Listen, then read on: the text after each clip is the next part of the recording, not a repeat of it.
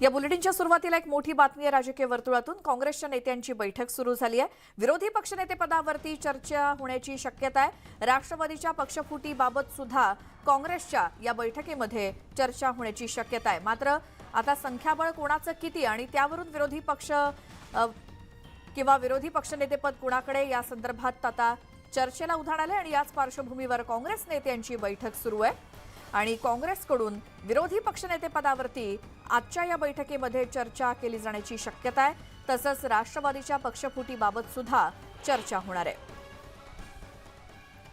काँग्रेस पक्षाची ही बैठक सध्या सुरू आहे. बाळासाहेब थोरात यांच्या नेतृत्वाखाली आजची ही काँग्रेस पक्षाची बैठक. विरोधी पक्षनेतेपदावरती काँग्रेस देखील दावा करण्याची शक्यता. आमचे प्रतिनिधी वसीम अन्सारी आपल्यासोबत फोन लाईनवरती आहेत. वसीम, काँग्रेस पक्षाची ही बैठक सध्या कुठे होती, कोण कोण उपस्थित, काय मुद्दे या चर्चेत आहेत? देखिए, ये जो बैठक है कांग्रेस की आज सबसे ज्यादा अहम है क्योंकि यही महाराष्ट्र की राजनीति में एक नई दिशा दिखा सकती है। क्योंकि बीजेपी के लिए अगर कोई इस वक्त सबसे ज्यादा अपोजिशन में खड़ा है वो है कांग्रेस। और जिस तरह से एच.के. पाटिल जो प्रभारी हैं कांग्रेस के, वो मुंबई पहुंचे हैं और इस बैठक में वो शामिल हैं। साथ ही अशोक चौहान है, पूर्व मुख्यमंत्री बालासाहेब थोरात हैं, जितने भी दोनों सदन के जो नेतागण हैं वो मौजूद हैं। चर्चा सबसे अहम इसमें इस तरह से की जा रही है कि विरोधी पक्ष नेता की क्या दावेदारी करनी है या नहीं करनी है। सभी का ओपिनियन है कि हम ज्यादा सीटें हैं हमारी, तो ऐसे वक्त में हमारा ही अपोजिशन लीडर होना चाहिए, क्योंकि कहीं ना कहीं सहमति शरद पवार की तरफ से मिल चुकी है। उन्होंने इस बात को माना कि जिसके ज्यादा नंबर से उनको ही ये मौका मिलना चाहिए। तो ऐसे में कांग्रेस के हौसले बुलंद हैं। तो दूसरी तरफ ये भी एक बड़ा मुद्दा होगा कि महाविकास आघाड़ी जो एक 3 पार्टी एक साथ मिलकर एक विचारधारा में चल रहे थे और अजीत पवार के जाने के बाद किस तरह से उस डैमेज को कंट्रोल किया जाएगा। क्या दूसरे सहयोगी दल जो उनके साथ है वो आ पाएंगे? क्योंकि हमने कुछ बालासाहेब थोरात थे, जब उनसे पूछा गया कि नए साथी की भी तलाश की जाएगी, क्या राज ठाकरे को भी आमंत्रित किया जाएगा, तो इसमें साफ तौर पर उनका ये कहना था कि साफ विचारधारा और हमारी विचारधारा से अगर कोई मिलता हो तो सभी का वेलकम है, लेकिन इसमें आखिरी फैसला उद्धव ठाकरे करेंगे। ये बात उन्होंने साफ तौर पर कही। लेकिन कहीं ना कहीं ये पर्याय तलाशने की कोशिश यहाँ पे साफ तौर पर की जा रही है। इस बैठक के बाद दिल्ली में जो उनके आला नेता हैं उनसे इस बात की रिपोर्ट सौंपी जाएगी कि इस पूरी बैठक में क्या हुआ, कौन कौन सी रणनीति तय की गई, और अगर किसी को अपोजिशन लीडर बनाना है तो वो नाम कौन से होंगे, उन नामों पर भी इस बैठक में चर्चा की जा रही है। बिल्कुल वसीम, धन्यवाद या सगळ्या माहितीसाठी.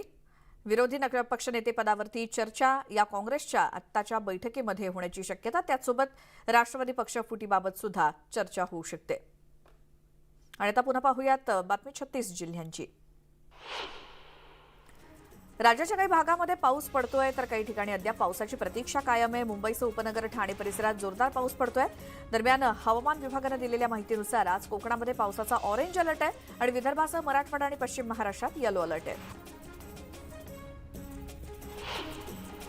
राज्यात सोमवारपर्यंत 140.9 मिलीमीटर इतका पाऊस पडला असून तो सरासरी पर्जन्यमानाच्या 58.8% इतका आहे. खरीप हंगामातील सरासरी पेरणीचं क्षेत्र 142 लाख हेक्टर असून आतापर्यंत 9.46 लाख हेक्टरवरती अर्थात 60%च पेरणी झाली आहे. भारतीय हवामानशास्त्र विभागानं वर्तवलेल्या अंदाजानुसार या आठवड्यात पाऊस पडल्यास राज्यात पेरणीच्या कामाला वेग येईल. सोलापुरात मुसळधार पावसामुळे अनेक भागात पाणी साचल्या. रस्त्यांना नदीचं स्वरूप आलं असून एका दिवसात 65 मिलीमीटर पावसाची नोंद झाली आहे. तर जिल्ह्यातील अनेक भागात पावसानं हजेरी लावल्यामुळे शेतकऱ्यांनी पेरणीला सुरुवात केली आहे. वसई विरारमध्ये रात्रीपासून मुसळधार पावसानं जोर धरल्यामुळे सखल भागात पाणी साचून वाहन चालकांची वाहनं बंद पडायला लागली आहेत. गालानगर परिसरात मोठ्या प्रमाणात भाजी मार्केट बसवलं जातं. या मार्केटमध्ये भाजीपाल्याचा कचरा रस्त्यावरती टाकल्यानं गटारं सुद्धा तुंबतायत. त्यामुळे नागरिकांना याचा त्रास सहन करावा लागतोय. यवतमाळमध्ये कापसाचे दर वाढतील या अपेक्षेनं शेतकऱ्यांना सुरुवातीला कापूस विकला नाही. आता मात्र खरीप हंगामासाठी आर्थिक अडचण येत असल्यामुळे शेतकऱ्यांना आपल्या घरातला कापूस बाजारात विक्रीसाठी आणलाय. मात्र कापसाचे दर 1,000 रुपयांना कोसळलेत आणि शेतकरी आर्थिक अडचणीत सापडलाय. भात पीक लागवडीसाठी समाधानकारक पाऊस सुरू झाल्यामुळे आता भाताचा आगार असलेल्या पवन मावळात शेतकऱ्यांची इंद्रायणी भात लागवडीसाठी तयारी पूर्ण झाली आहे. एसआरटी पद्धतीनं भात लागवड करण्यासाठी मावळ तालुक्यात कृषी विभागामार्फत प्रशिक्षण दिलं जात आहे. परभणी जिल्ह्यातील मानवत, सेलू, परभणी या कापसाच्या प्रमुख बाजारपेठांमध्ये कापसाची आवक कमी झाली आहे. मानवत बाजार समितीत कापसाची 100 ते 120 गाड्यांची आवक होत होती. मागच्या 2 दिवसात कापसाचे दर क्विंटल मागे 150 ते 450 रुपयांनी वाढले. रत्नागिरीत जून महिन्यातील 3 आठवडे कोरडे गेल्यामुळे जिल्ह्यातील भात शेतीच्या वेळापत्रकात आता 15 दिवस विलंब झालाय. गतवर्षीच्या तुलनेत 200 मिलीमीटरपेक्षा कमी पावसाची नोंद झाली असून समाधानकारक पडलेल्या पावसामुळे सुरुवातीला पेरणी केलेल्या शेतकऱ्यांनी भात लागवड सुरू केली आहे, तर 2% शेतकरी सध्या लावणी करतायत. सध्या किरकोळ आणि घाऊक बाजारात टोमॅटोचे दर वाढलेत आणि एपीएमसीत होणारी आवक कमी होतीये. सोमवारी घाऊक बाजारात प्रति किलो 20 रुपयांनी दरवाढ झाली असून घाऊक बाजारात 70 ते 80 रुपये आणि किरकोळ बाजारात 120 ते 125 रुपयांवरती टोमॅटोचे भाव गेलेत आणि यंदा टोमॅटो उत्पादन कमी असल्यामुळे पुढच्या काही कालावधीत दर आणखी वाढू शकतो. आवक घटल्यामुळे भाजीपाल्याच्या दरात वाढ झाली आहे. लसूण, आलं, वाटाणा आणि फरसबी किरकोळ बाजारात 200 पार गेली आहे. टोमॅटोचे दर सुद्धा सातत्यानं वाढत आहेत, याची झळ ग्राहकांना बसते. किरकोळ बाजारात लसूण 200 ते 240 रुपये, फरसबी 180 ते 200 रुपये, तर वाटाणा 160 ते 200 रुपये किलो दरानं विकला जातोय. छत्रपती संभाजीनगर शहराचा विकास आराखडा तयार करण्याचं काम सुरू आहे. त्यासाठीचा नकाशा मनपा प्रशासकासमोर सादर करण्यात आला असून ग्रीन झोनमधील 75,000 मालमत्ता नियमित करण्याचा निर्णय मनपा प्रशासकांनी घेतलाय. त्यामुळे अंदाजे 3 लाख लोकांना याचा फायदा होणार आहे. भुसावळमध्ये कमी प्रमाणात पाऊस असल्यामुळे यावर्षी हातनूर धरणाचे दरवाजे बंदच आहेत. पाहिजे तितका पाणीसाठा नसल्यामुळे भविष्यात पाण्याची समस्या निर्माण होऊ शकते आणि गेल्या वर्षी 17 जून रोजी धरणाचे दरवाजे उघडण्यात आले होते. मात्र जुलै महिना उजाडला तरी धरणाचे दरवाजे अद्याप बंदच आहेत. वाशिमच्या आमारी ते पांगरी या रस्त्याचं काम निकृष्ट दर्जाचं केलं असून एका आठवड्यात या रस्त्यावरचं डांबर उखडून रस्त्यावरती खड्डे पडतायत. यासाठी जबाबदार असणारे अधिकारी आणि कंत्राटदारांवरती कारवाई करून रस्ता दुरुस्तीसाठी चांगल्या दर्जाचं साहित्य वापरण्याची मागणी ग्रामस्थांनी केली आहे. संगमनेर तालुक्यातील भोसदरी गावामध्ये राहणारा राहुल हंडे हा चीनमध्ये गेल्या 7-8 वर्षांपासून योगाचे धडे देतोय. योगाचे शिक्षण देताना तिथे राहणाऱ्या मुलीशी त्याचं सूत जुळून आलं आणि दोघांनी लग्न करण्याचा निर्णय घेतला. गावी आल्यानंतर पारंपरिक पद्धतीनं पार पडलेल्या या विवाह सोहळ्याला संपूर्ण गाव उपस्थित होतं. परभणीसाठी अखेर शासकीय वैद्यकीय महाविद्यालयाला मंजुरी मिळाली असून केंद्रीय मंत्रालयानं नॅशनल मेडिकल कमिशनकडे यासंदर्भात पत्र व्यवहार केलाय आणि यावर्षी महाविद्यालय सुरू होणार असून प्रवेश प्रक्रिया देखील सुरू होईल. या निर्णयामुळे परभणीकरांमध्ये उत्साहपूर्ण वातावरण आहे. अष्टविनायक दर्शनासाठी एसटी महामंडळाच्या वतीनं पिंपरी चिंचवड इथल्या वल्लभनगर आगारातून विशेष एसटी बसची सोय करण्यात आली आहे. ऑनलाईन तिकीट बुकिंगची सुविधा देण्यात आली असून प्रवाशांसाठी मुक्कामाची व्यवस्था सुद्धा करण्यात आली आहे. भक्तांनी या सेवेचा लाभ घ्यावा असं आवाहन वाहतूक निरीक्षकांकडून करण्यात आलंय. एचआयव्हीग्रस्त मुलांना शाळेत प्रवेश दिला जाऊ नये अशी धक्कादायक मागणी बीडच्या पाली गावातील पालकांनी केली आहे. अशा मुलांमुळे आमच्या मुलांना सुद्धा बाधा होईल या गैरसमजातून पालकांनी शाळेला कुलूप ठोकलंय आणि एचआयव्हीग्रस्त मुलांची स्वतंत्र व्यवस्था करावी अशी मागणी इतर पालक करतायत.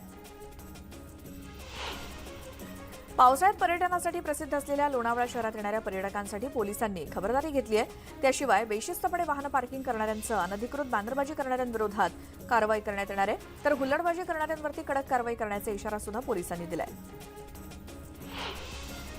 अक्कलपाडा धरणातून धुळे शहराला पाणीपुरवठा करण्यासाठी नव्यानं जलवाहिनी टाकण्यात आली. मात्र या जलवाहिनीला मोराणे फाट्याजवळ मोठी गळती लागली आहे. वॉल फुटल्यामुळे लाखो लिटर पाणी वाया गेले. भिवंडी तालुक्यातील चिंचवली, खांडपे, धामणगाव, वडपे, पुंडास, लाप या ग्रामपंचायत हद्दीतील रस्त्यांची प्रचंड दुरवस्था झाली आहे. अनेक रस्त्यांची अक्षरशः चाळण झाली आहे. रस्त्यात मोठमोठे खड्डे पडल्यानं नागरिकांना जीव मुठीत घेऊन प्रवास करावा लागतोय. विठुराय एसटी महामंडळाला पावलाय असंच म्हणावं लागेल, कारण एसटीच्या तिजोरीत आषाढी वारीनिमित्त अवघ्या 7 दिवसात 55 लाखांचं उत्पन्न जमा झालंय. आषाढी एकादशीच्या निमित्तानं गावखेड्यातला वारकरी एसटीनं पंढरपूरला आणि गावी परत जात असतो आणि अशात ज्येष्ठ नागरिक आणि महिलांसाठी सवलत योजना सुरू झाल्यानं एसटीचं उत्पन्न आणखी वाढलंय. पुणे ते नाशिक आणि पुणे ते कोल्हापूर या 2 मार्गावरती शिवनेरी वातानुकूलित बस सेवा सुरू करण्यात आली. त्यामुळे या मार्गावरती जाणाऱ्या प्रवाशांना आरामदायी प्रवास करता येणार आहे. नाशिकसाठी शिवाजीनगर आणि कोल्हापूरसाठी स्वारगेट आगारातून बसेस सोडण्यात येणार आहेत. पुणे ते नाशिकसाठी पूर्ण तिकीट 500 रुपये तर कोल्हापूरसाठी पूर्ण तिकीट 420 रुपये इतकं आहे. चिंचवड महापालिकेतील अधिकारी आणि कर्मचाऱ्यांच्या बदल्यांना अखेर मुहूर्त मिळालाय. महापालिकेतल्या 227 अधिकारी आणि कर्मचाऱ्यांच्या बदल्या करण्यात आल्या आहेत. एकाच विभागात 3 किंवा 6 वर्षांपेक्षा अधिक काळ असलेल्या अधिकारी आणि कर्मचाऱ्यांच्या बदल्या झाल्यात. बदली झालेल्या कर्मचाऱ्यांनी तत्काळ नव्या विभागात रुजू होण्याचे आदेश देण्यात आले. रेल्वेमधून फुकट प्रवास करणाऱ्यांची संख्या काही केल्या कमी होत नाहीये. त्यामुळे पुणे विभागातील अधिकाऱ्यांकडून तिकीट तपासणी मोहीम आखून फुकट्यांवरती कारवाई करण्यात येते. पुणे रेल्वे विभागात जून महिन्यात तिकीट तपासणी दरम्यान 25,000 प्रवासी विना तिकीट आढळलेत आणि या प्रवाशांवरती दंडात्मक कारवाई करण्यात आली. त्यांच्याकडून जवळपास 2,14,00,000 रुपयांचा दंड वसूल झालाय. मध्य रेल्वेवर एप्रिल ते जून या 3 महिन्यात तब्बल 13,39,00,000 इतके विना तिकीट प्रवाशांवरती कारवाई करण्यात आली. त्यांच्याकडून 94 कोटींचा दंड वसूल झालाय. केंद्रीय निवडणूक आयोगानं ऑनलाईन पोर्टल सुरू केलं असून या पोर्टलवरती आता सर्व पक्षांना त्यांचा आर्थिक तपशील, निवडणूक खर्च आणि पक्षाला मिळालेला निधी याची माहिती द्यावी लागणार आहे. त्यामुळे निवडणूक प्रक्रिया अधिक पारदर्शक करण्याचा हा पोर्टलचा उद्देश आहे. नाशिक जिल्ह्यातील राष्ट्रवादी काँग्रेसचे सर्व 6 आमदार अजित पवारांच्या सोबत असल्याची माहिती समोर येते. सध्या नाशिकमध्ये अजित पवारांचं पारडं जड असल्याचं दिसतंय. याच पार्श्वभूमीवर नाशिकच्या राष्ट्रवादीच्या पदाधिकाऱ्यांची बैठक होणार आहे आणि या बैठकीत कोणासोबत जायचं यावरती चर्चा होणार आहे. अजित पवारांसह राष्ट्रवादीच्या 8 नेत्यांना शिंदे फडणवीस सरकारमध्ये मंत्रिमंडळात स्थान दिल्यानं भाजपात काही जण नाराज असल्याचं दिसतंय. हसन मुश्रीफांचा मंत्रिमंडळात समावेश झाल्यानं समरजित सिंह घाटगे नाराज असल्याचं बोललं जातंय. मुश्रीफांना मंत्रिमंडळात स्थान दिल्यानं घाटगे नाराज असल्यामुळे ते भाजप सोडण्याच्या तयारीत आहेत आणि घाटगे भाजपच्या जिल्हाध्यक्षपदाचा राजीनामा देण्याची देखील शक्यता आहे. राष्ट्रवादीचे नेते विलास लांडे यांनी सध्याच्या राजकीय परिस्थितीवरती परखड शब्दात भाष्य केलंय. काही नेत्यांनी त्यांची राजकारणाची पातळी सोडली असून कोण कोणत्या पक्षात आहे हेच समजत नसल्याचं मत विलास लांडेंनी व्यक्त केलं.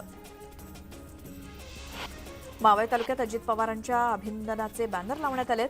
मावळचे आमदार सुनील शेळके हे अजित पवारांचे खंदे समर्थक मानले जातात आणि ते अजित पवार यांच्या गटात सामील झालेत. मात्र कार्यकर्त्यांमध्ये काहीसा संभ्रमाचं चित्र होतं. पण आता मावळातून सुद्धा शुभेच्छा फलक लावून अजित पवारांना पाठिंबा जाहीर होऊ लागलाय. राष्ट्रवादी काँग्रेसच्या पदाधिकाऱ्यांकडून उपमुख्यमंत्री अजित पवार यांच्या अभिनंदनाचे नागपूरमध्ये बॅनर लावण्यात आलेत.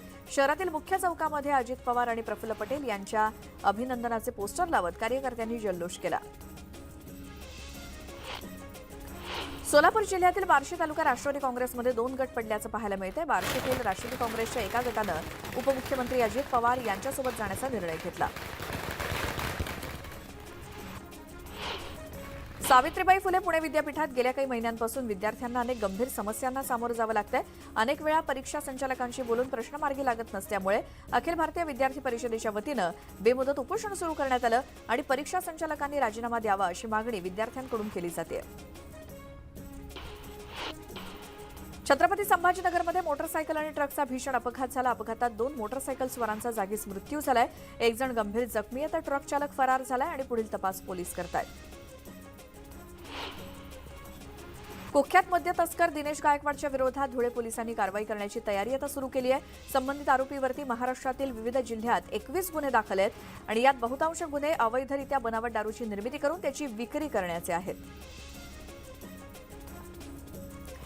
अंबरनाथ शिवाजीनगर पोलीस ठाण्यात गेल्या 1 वर्षापासून अटकेत असलेल्या जितेंद्र पवार या कुख्यात गुंडानं स्थानबद्ध करताना पोलिसांसमोरच वार्तांकन करणाऱ्या पत्रकारावरती दगड फेकल्याची घटना घडली. यावेळी पोलिसांनी फक्त बघ्याची भूमिका घेतल्यानं पोलिसांच्या कार्यपद्धतीवरतीच प्रश्नचिन्ह उपस्थित होतंय. उल्हासनगरमध्ये महापालिकेच्या कचरा संकलन करणाऱ्या 15 ते 20 गाड्यांची तोडफोड करण्यात आली आणि या दरम्यान या गाड्या कोणी फोडल्या या संदर्भात अजून काही माहिती समोर आलेली नाही. मात्र या प्रकरणी पोलीस ठाण्यात तक्रार दिली जाणार आहे. बुलढाण्याच्या लोणी गवळी मार्गावर टिप्पर आणि दुचाकीचा भीषण अपघात झालाय. भरधाव टिप्परनं दुचाकीला जोरदार धडक दिल्यानं दुचाकीवरील पती-पत्नीचा जागीच मृत्यू झाला. या घटनेनंतर टिप्पर चालक फरार झाला असून त्याच्यावर गुन्हा दाखल करून पोलीस त्याचा शोध घेत आहेत. मावळातील इंद्रायणी नदीच्या डोहात इंदोरी पुलाजवळ एक मुलगी पाण्यात बुडली होती आणि तिचा मृतदेह पाण्यातून बाहेर काढण्यात मावळ वन्यजीव रक्षक शोध पथकाला यश आलंय. प्रज्ञा कौशल भोसले असं तरुणीचं नाव आहे आणि ही मुलगी पाण्यात कशी पडली याचा शोध पोलीस घेत आहेत. जालन्यामध्ये अल्पवयीन मुलीसोबत अश्लील चाळे करणाऱ्या एका व्यक्तीला नागरिकांनी चांगला चोप दिलाय. 40 वर्षीय इसम दारूच्या नशेत मुलीसोबत अश्लील चाळे करताना नागरिकांनी पाहिल्यानंतर बिथरलेल्या लहान मुलीची सुटका केली आणि घटनेची माहिती कळूनही पोलीस घटनास्थळी 1 तासानं दाखल झाल्यानं नागरिकांकडून संताप व्यक्त केला गेला. किक मारताच दुचाकीनं पेट घेतल्याची घटना जालना मंठा रोडवरच्या रामनगर जवळ घडली. नेर इथला अजय राठोड हा तरुण आपल्या दुचाकीवरती जालन्याहून गावाकडे जात होता. मात्र रामनगर कारखान्याजवळ त्याची दुचाकी बंद पडली म्हणून तरुणानं एका पेट्रोल पंपावरती पेट्रोल भरलं तरी देखील दुचाकी सुरू होत नव्हती. नंतर त्यानं दुचाकीची किक मारली आणि त्याच क्षणी दुचाकीनं पेट घेतला. बघता बघता संपूर्ण दुचाकी डोळ्यादेखत जळून खाक झाली.